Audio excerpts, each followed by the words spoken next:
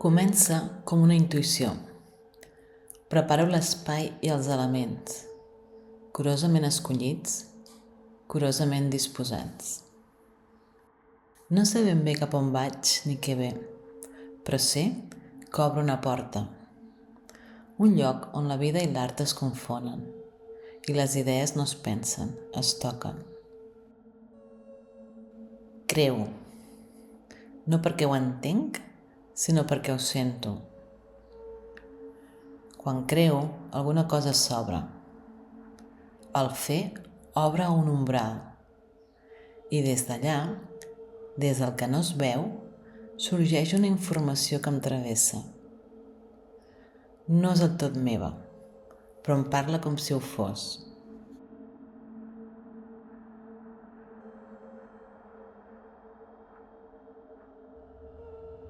Tot comença amb el vincle, amb el gest íntim del contacte, però de seguida es torna més antic, més salvatge.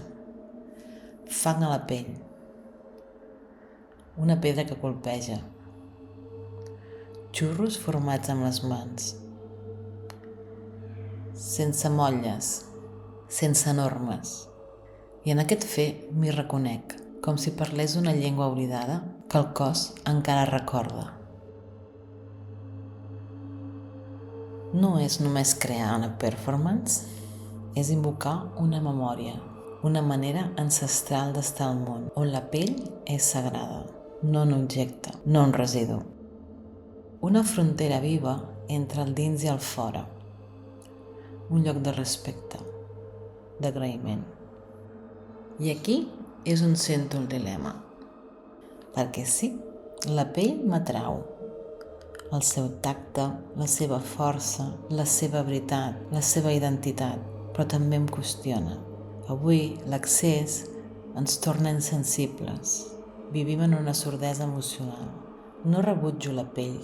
Som cossos, som matèria, som plaer.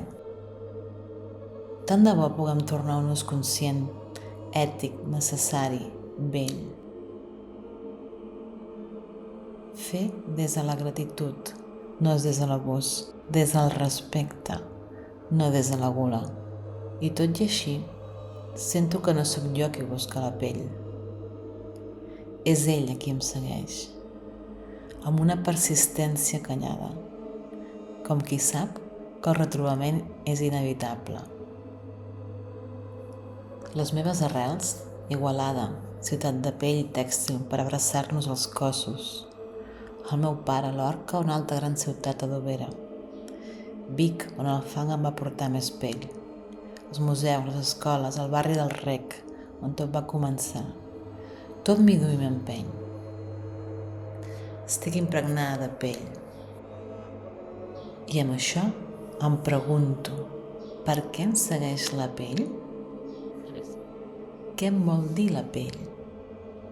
Potser perquè la pell guarda el que no diem, perquè el tacte sap coses que les paraules no poden. I jo treballo amb les mans, des del silenci de les formes, on cada peça és una pregunta que batega. Potser perquè la pell és amb mi des de sempre, una herència sense contracte ni paraules. És en les olors de la infància, en les fàbriques i els rius. Potser perquè la pell és límit, frontera porosa entre el jo i el món. I jo busco aquest lloc precís, on podem tocar-nos sense fer-nos mal, on la proximitat no és ferida, sinó presència.